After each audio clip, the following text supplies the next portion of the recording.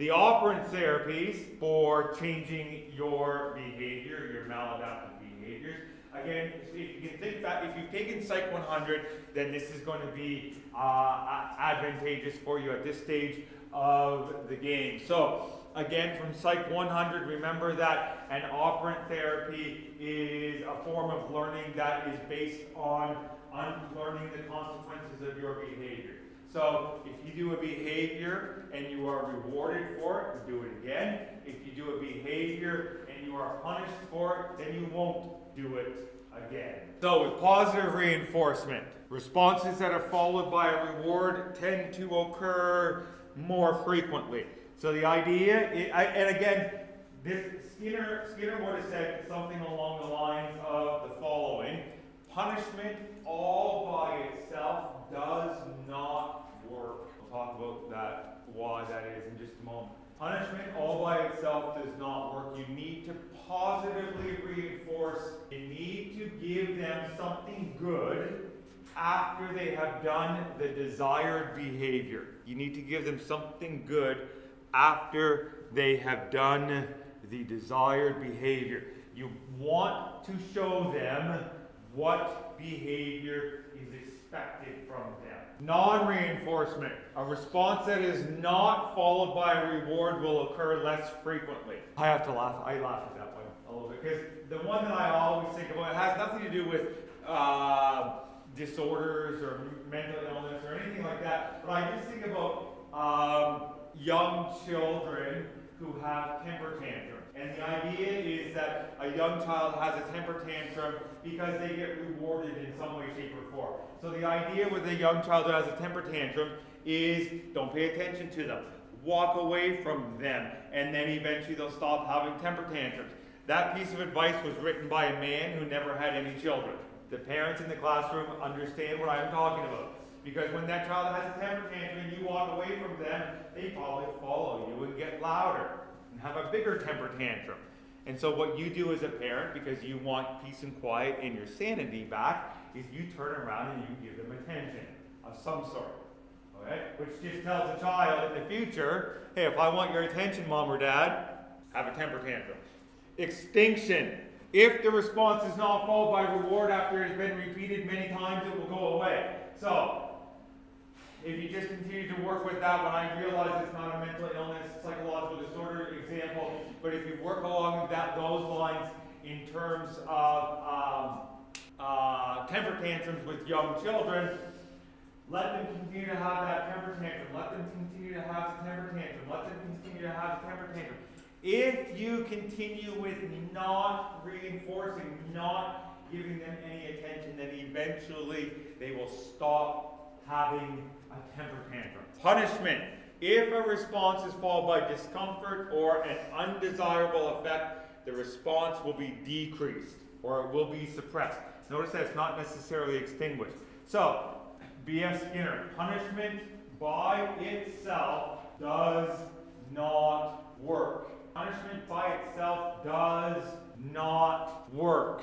Why not? So that is one issue. That's one issue. We know that punishment has to happen with as short a time after the behavior as possible. So if you catch someone 7 or 8 or hours later, they will not always make the connection between the behavior and the punishment. Why does punishment by itself not work? Okay, so that's along the lines of, are you sorry that you did the behavior, or are you sorry that you got caught for doing the behavior? What does punishment not do? Does make you feel good. It also doesn't teach you what to do. Doesn't teach you what to do. Positive reinforcement teaches you what to do. Positive reinforcement teaches you what to do. Punishment teaches you what not to do, but it doesn't teach you what to do. And you know what? Let me start with a bit of a caveat here too, folks. There are a number of factors that lead to this, what I'm about to get into, but this is just one of the things that will demonstrate to you, I hope, that punishment does not work. If punishment worked, then when people went to jail and they got out, guess what? They shouldn't do it again. What? Dumb. No, wait a minute. How did I start my caveat here, though? What did I say before I started? No, even before that. I just said 30 seconds ago. There are many reasons, other than what I'm about to say, for why this happens. This is just one of them. Okay? This is just one of them. Okay? Jail should be a severe punishment, shouldn't it? If you're in jail for 10 years, 20 years, 30 years, whatever the case might be, and then you eventually get out, does jail rehabilitate anybody? No. Most likely not. Not unless it's some sort of, well, for lack of a better word, use the word very loosely, therapy going on in jail. Jail does not work. It does not rehabilitate anybody. It punishes people is what it does. But it does not change your behavior. And now, there are many reasons, yes, but this is one of them, okay? Because punishment doesn't work. Or even just think about yourselves, folks. How many of you have ever gotten a speeding ticket? Sure, punishment doesn't work. Oh, hey, folks, just last week, you want to talk about a blithering idiot. There is a person out in British, I think it was BC, got stopped for distracted driving. Got a big fine, whatever it was, $400, $500, whatever it might have been.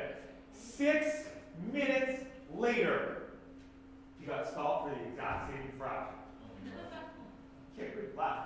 Yep, absolutely. Absolutely got stopped for the same infraction. So ended up with like $1,000 in fines, because that doesn't work. That does not work. Many years ago,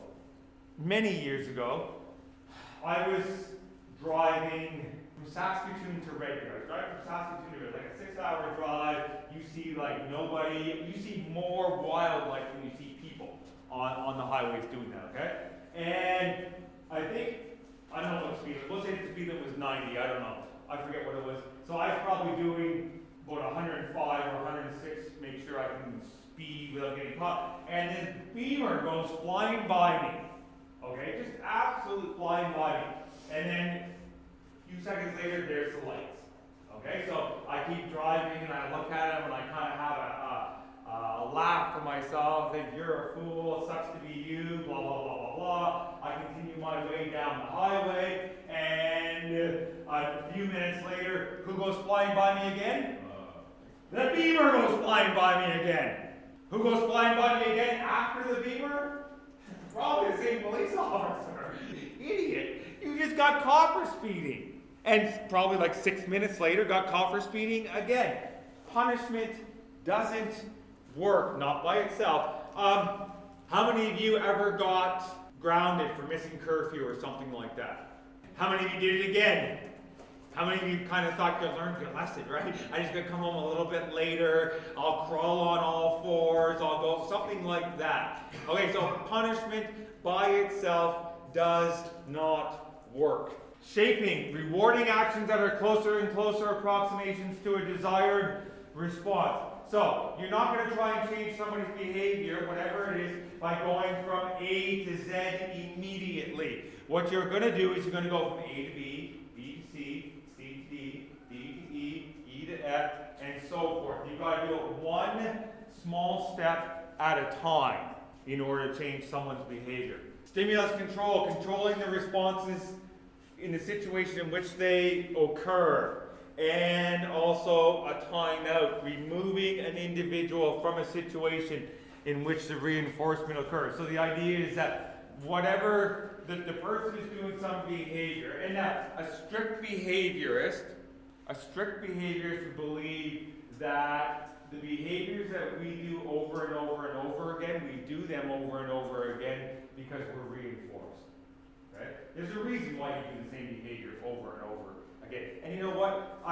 When I see people doing the distracted driving part, it really pisses me off because most people will be able to quote unquote successfully drive while distracted. And what I mean by drive successfully, it is a very, very loose definition that I'm using here. All I mean is that they won't cause an accident. Doesn't mean that there hasn't been a lot of other infractions, okay? They won't cause an accident. But what that also means is that because they got from point A to point B while doing the distracted driving without causing an accident on this particular day, it means that tomorrow that person also tends to think that, and they can do it again. And it's just a matter of time. Right, systematic time. At any rate, so why they do it is because they're reinforced. Hey, look it, I did the behavior, and I got away with it without causing an accident, so guess what I can do tomorrow? And guess what I can do tomorrow? And guess what I can do tomorrow? Okay? So, the idea is so take them out of the situation. Okay? Take them out of that particular situation. The speeding thing, as an example, I just heard on oh God, what was the guy? Just in our area too, within the last week or so, a guy was doing something like 183 and a 60. If this is you or somebody you know, you got shit for brains, man. 183 in a 60.